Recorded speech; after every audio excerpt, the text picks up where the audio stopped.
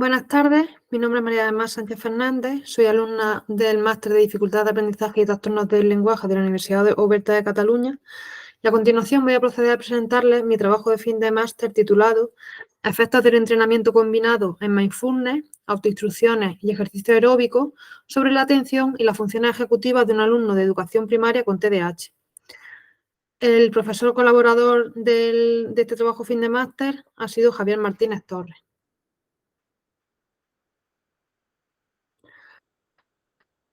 En cuanto a la primera pregunta, la necesidad o el reto al que queremos resolver o al que nos queremos enfrentar, pues bien, se trata, en nuestro caso, de la puesta en marcha de un entrenamiento y práctica dentro del contexto educativo en técnicas de mindfulness, autoinstrucciones y ejercicio aeróbico que hemos llevado a cabo en un alumno con 11 años de edad que está cursando en la actualidad sexto de educación primaria y que tiene diagnóstico de trastorno por déficit de atención e hiperactividad de tipo combinado. Con respecto a las evidencias empíricas previas, el TDAH es un trastorno, se define como el trastorno por déficit de atención e hiperactividad. Es un trastorno del neurodesarrollo que se caracteriza sobre todo por la presencia de sintomatología muy relacionada con la capacidad atencional, es decir, con la inatención y con la presencia también de hiperactividad e impulsividad.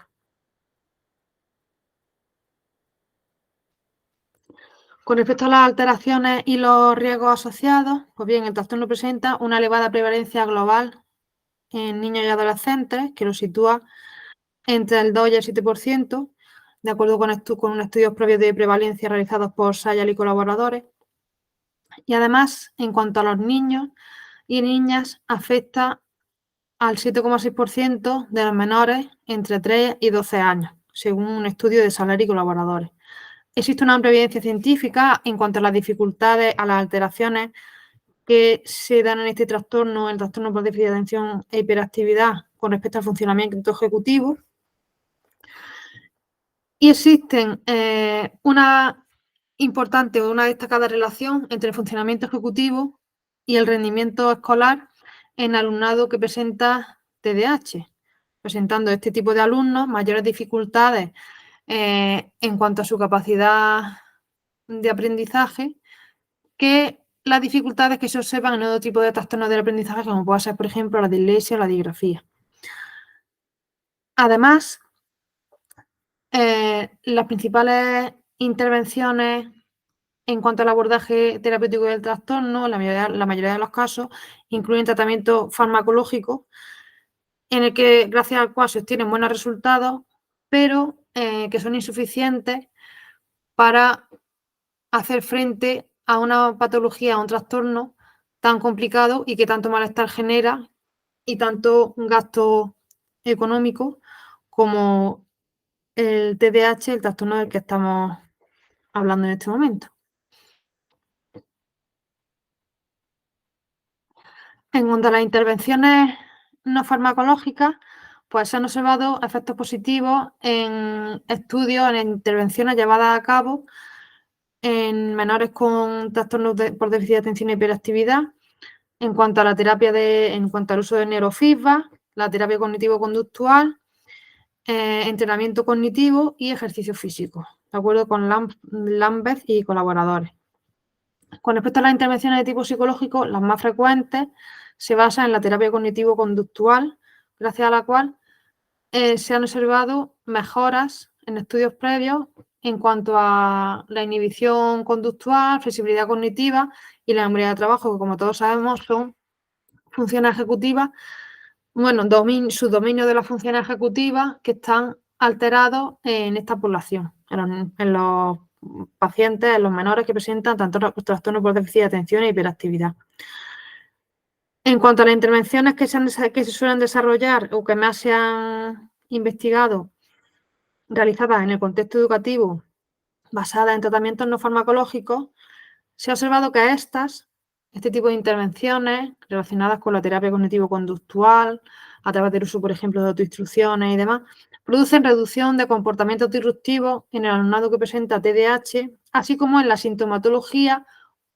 oposicionista desafiante que se observa en estos alumnos en muchos casos.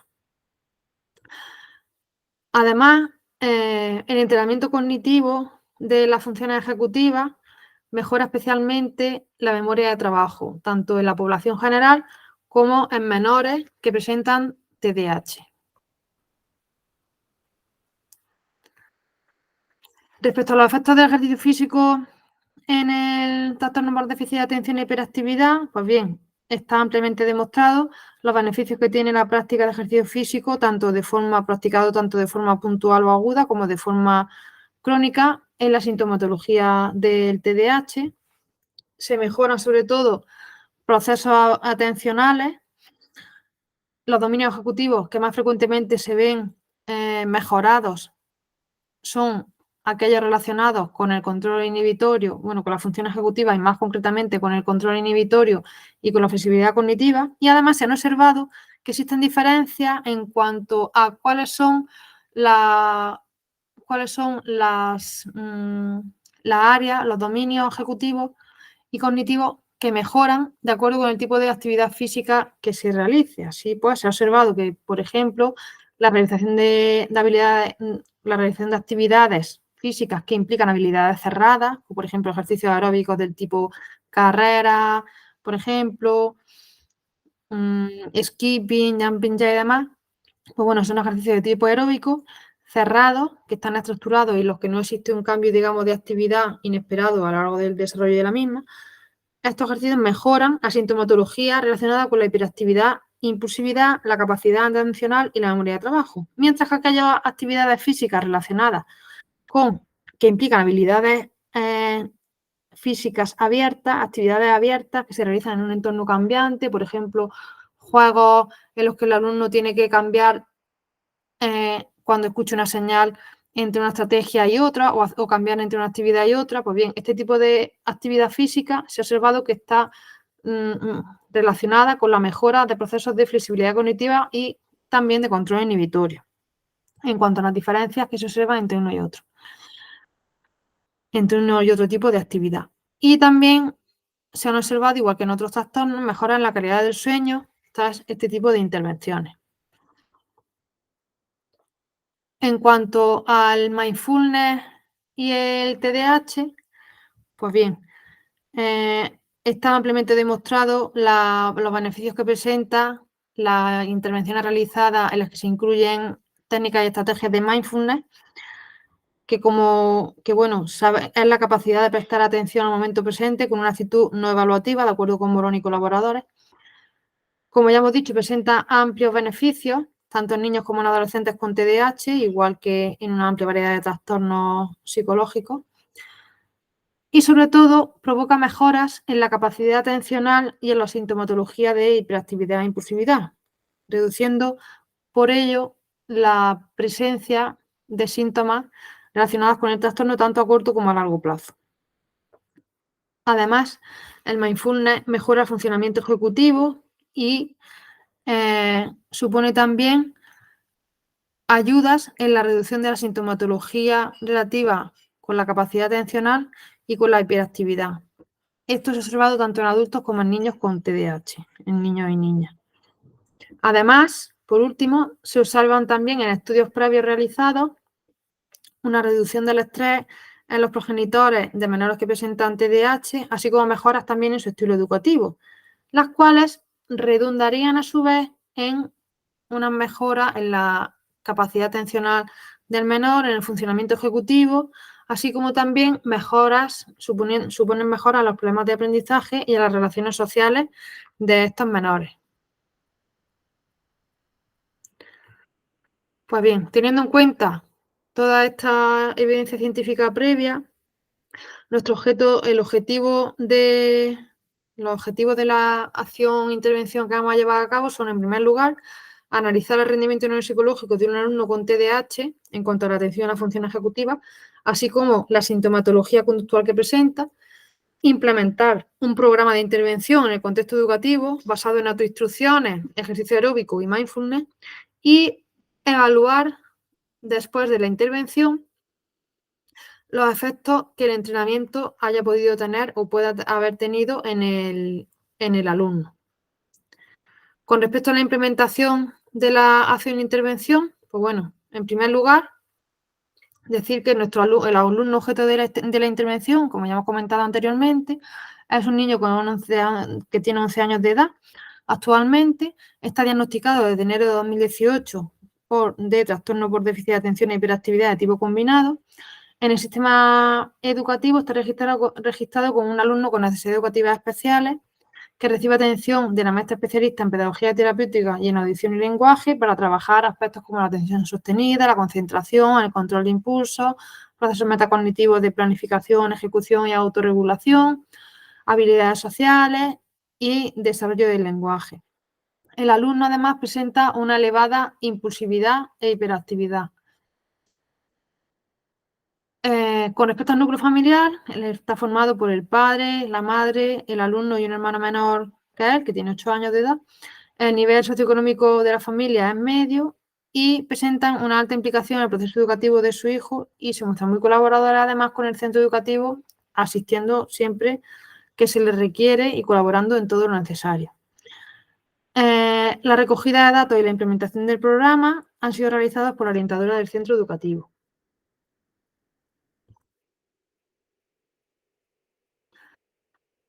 Con respecto a la naturaleza de los datos, recogimos datos cualitativos en la entrevista a la familia, al tutor y al alumno previa a la realización de la intervención, entrevistas al alumno durante las sesiones de implementación del programa, informes previos de evaluación psicopedagógica, informes médicos y demás, así como también en las entrevistas que hemos realizado posteriores a la intervención para devolver la información y cómo informar a la familia y al tutor y al propio alumno de cómo se ha ido desarrollando el proceso, así como de los cambios y demás que se han ido realizando. Con respecto a los datos cuantitativos que recogimos, pues bueno, estos se basan en pruebas y test estandarizados que administramos tanto en la evaluación previa a la intervención como en la evaluación posterior. En cuanto a los instrumentos y materiales de evaluación, utilizamos una entrevista semiestructurada a la familia para recoger datos acerca del desarrollo evolutivo del alumno, las pautas de crianza, las pautas de crianza que hay en el hogar, quién se suele encargar de la educación de los hijos, cómo afrontan el TDAH, qué mecanismos, qué estrategias han estado utilizando todo este tiempo, si han recibido previamente algún tipo de intervención psicoeducativa o psicológica y demás. Con respecto, realizamos también una entrevista semiestructurada al tutor para que nos informase de cuál es el proceso, de cómo se desarrolla el proceso educativo del alumno en el centro, cuál es su comportamiento en clase, las relaciones con sus iguales, desde cuándo está el alumno escolarizado, cómo ha sido su evolución, los resultados académicos, etcétera. Además, administramos pruebas estandarizadas. En este caso, la batería de pruebas estandarizadas está compuesta por el test EDA y el SNAP para evaluar sintomatología más de tipo conductual, sintomatología conductual relativa al trastorno por déficit de atención e hiperactividad.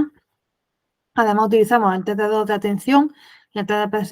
el test de percepción de diferencias cara R para evaluar procesos atencionales, así como la prueba, el ENFEN, evaluación neuropsicológica de la función ejecutiva en niños, pues para evaluar, como su propio nombre indica, función ejecutiva, entre otros, fluidez verbal, flexibilidad cognitiva, control inhibitorio, velocidad de procesamiento, etcétera.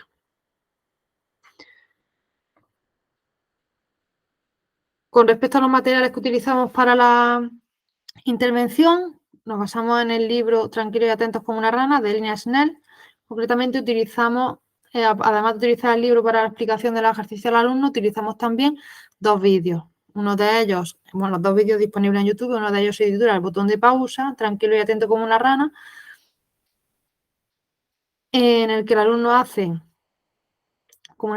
un escaneo corporal y el ejercicio del espagueti, Tranquilo y atentos como una rana, en el que el alumno aprende a realizar atención a la respiración. También implementamos la terapia cognitiva conductual a través del uso de autoinstrucciones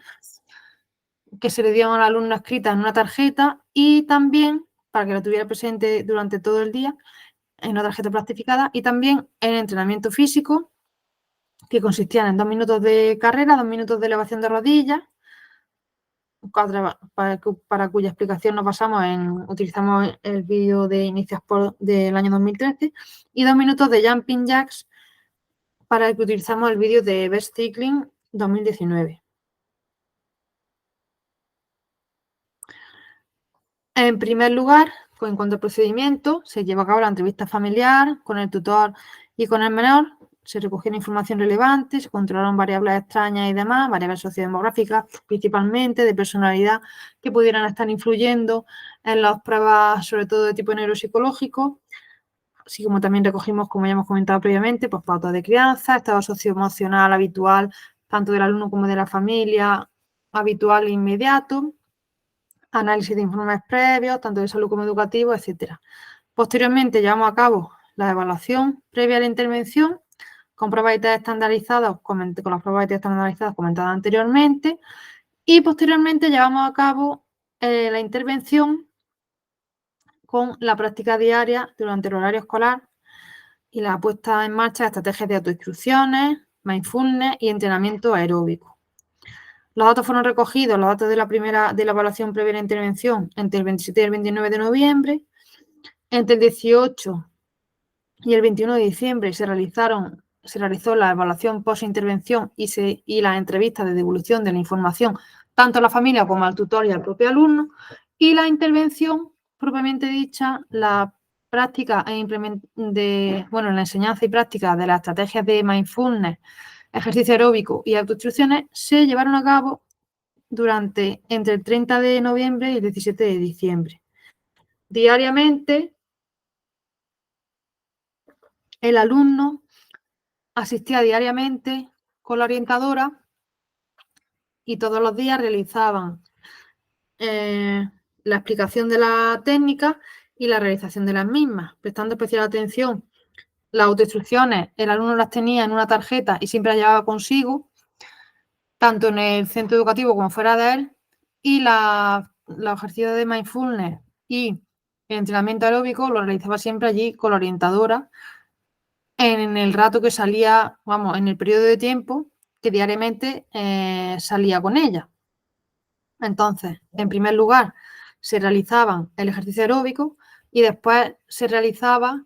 en el mismo orden en el que aparece explicado previamente, y posteriormente se realizaba los ejercicios de mindfulness a diario, de lunes a viernes, desde el 30 de noviembre hasta el 17 de diciembre.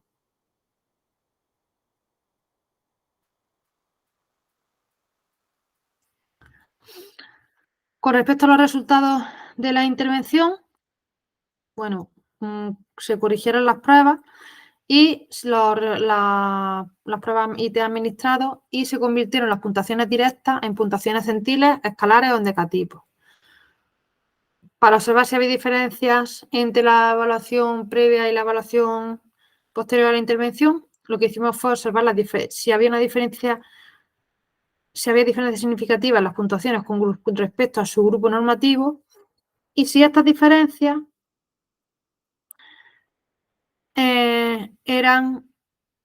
si este cambio entre la evaluación previa y posterior era relevante.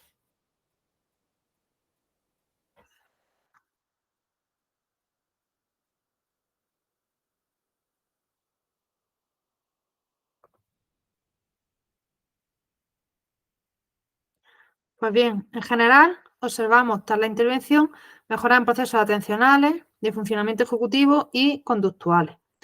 En cuanto a la atención, en el test de 2 se observaron peores puntuaciones en la evaluación realizada previa a la intervención,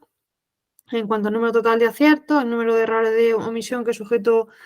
realizaba, el total de aciertos, el índice TOT, calculado con el total de aciertos, y el índice de concentración como podemos observar en la tabla de resultados.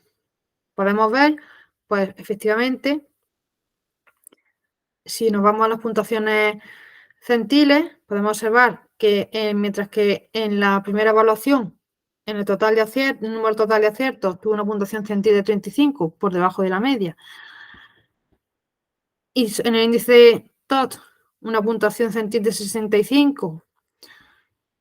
y en el índice CON una puntuación centil de 5, encontrándose esta última dos desviaciones típicas por debajo de la media, observamos que en la segunda evaluación, después de la intervención, el número total de aciertos, la puntuación centil ascendió desde 35 hasta 96. El número el índice de TOT, total de aciertos menos calculado con el total de aciertos y de errores, ascendió desde 65 hasta 90, en un percentil 90, y el índice de concentración, el índice CON, que es una medida de concentración, en la evaluación previa a la intervención obtuvo una puntuación centil de 5 y posterior a la intervención esta puntuación ascendió hasta 55, situándose en valores normales. Con respecto al test cara-R, no se observa una diferencia tan acuciantes como en el caso del test de 2, pero sí que es verdad que observamos cambios en cuanto a que mejoró respecto al número de aciertos. Había tenido un percentil de 50 en el número de aciertos en la primera administración de la prueba, en la evaluación preintervención, que lo situaba dentro de la normalidad, pero posteriormente esta puntuación se elevó hasta un percentil 80, mejorando significativamente. En cuanto a las funciones ejecutivas, observamos mejoras por intervención en casi todas las pruebas, excepto en Sendero Gris, en el que nos encontramos con una situación un poco extraña, ya que el sujeto tuvo una mejor ejecución en la administración previa a la intervención, que no sabemos si puede estar debida al azar o a que en ese momento el sujeto se encontraba más nervioso por cualquier cuestión, cualquier variable extraña que estuviera influyendo en ese momento puntual de administración de la prueba. Sí que encontramos diferencias muy significativas, muy elevadas, en cuanto a sendero color, que es una prueba que se utiliza frecuentemente para evaluar la flexibilidad cognitiva, tal y como establece además el manual, además de algunos autores, el manual de administración del test. Como podemos observar en la tabla de resultados, en sendero color, en la flexibilidad cognitiva, en la administración previa a la intervención, el sujeto se encontraba en una clasificación muy baja, con una puntuación de tipo de 2, y en la administración posterior a la intervención ascendió en tipo 4, situándose muy cerca de prácticamente en la normalidad, y una clasificación media-baja. Aunque la media-baja era bastante significativamente mejor que en la administración previa al entrenamiento.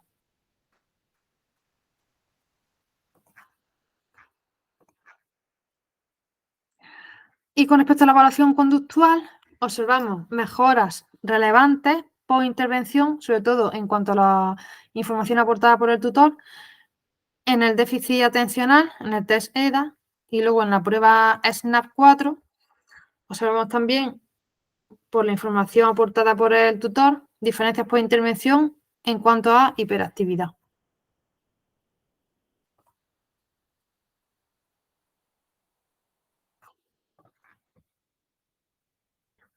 Con respecto a las repercusiones futuras,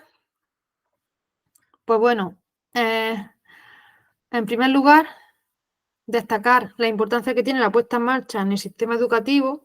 de estrategias que fomenten, de actividades y estrategias que fomenten el desarrollo de la capacidad atencional en el alumnado, específicamente, pues bueno, sobre todo haciendo especial hincapié en los alumnos que presentan TDAH. Además de la importancia que tiene no solo mejorar la capacidad atencional de los niños y niñas, por la importancia que tiene en el aprendizaje, así como ocurre también con las funciones ejecutivas, sino también por la importancia que estas tienen, no solo en el ámbito educativo, sino en cualquiera de los contextos en los que los alumnos y alumnas se vayan a desarrollar. Además, es importante que las investigaciones futuras que se realicen estudios en el futuro en los que se realicen investigaciones como las que hemos llevado a cabo pero que incluyan un mayor número de sujetos, ya que esta es una de las limitaciones más importantes que tiene nuestra investigación, ¿no? Que contamos solamente con una investigación de caso único, con la que hemos utilizado un único sujeto, y entonces lo ideal es que incluyamos una muestra mucho más amplia para que los datos puedan ser fácilmente generalizables. Además, otra de las cuestiones que se deberían de mejorar en estudios futuros, pues serían el uso de técnicas estadísticas que controlen posibles efectos de aprendizaje que implican la administración de pruebas, de las mismas pruebas, en un periodo de tiempo inferior a 2 años, y también controlar estadísticamente los posibles efectos que pueda tener el consumo o la terapia farmacológica que el sujeto está siguiendo a la vez que realiza el entrenamiento. Futuras investigaciones también podrían abordar los efectos que tiene este tipo de entrenamiento cuando se continúa realizando a largo plazo y ver si las funciones ejecutivas continúan mejorando, si llega un momento en el que estas ya se quedan, digamos, estancadas, y hacer un seguimiento pues a los 3, a los 6, a los 9 meses, por ejemplo, o pasados 2 años después de la realización de la primera evaluación y de comenzar la intervención y demás. Y por último, pues es fundamental, pues eso, que se generalicen, implicar a la familia en la medida siempre que sea posible para que este tipo de aprendizaje que el alumno realiza en el centro se puedan generalizar a otros contextos, ya que en nuestro caso, por ejemplo, hemos observado que en el ámbito educativo los profesores y el tutor sí que reportaban, el tutor principalmente, mejoras en cuanto a la sintomatología que presentaba el alumno, mientras que la familia no ha reportado los mismos resultados. Creemos que esto puede estar debido a que el alumno realizaba los ejercicios en el contexto educativo y no se realizaban en el contexto familiar, lo cual podría estar explicando, pues bueno, estas diferencias que hemos encontrado entre unos resultados y otros. Y en cuanto a la bibliografía, pues bueno, nos basamos en una amplia variedad hemos incluido una amplia variedad de referencias bibliográficas recientes, sobre todo, relacionadas tanto con el TDAH, la sintomatología presente, las intervenciones más frecuentemente realizadas que incluyen actividad física, terapia cognitivo-conductual, mindfulness, etcétera. Y nada más. Le agradezco su atención.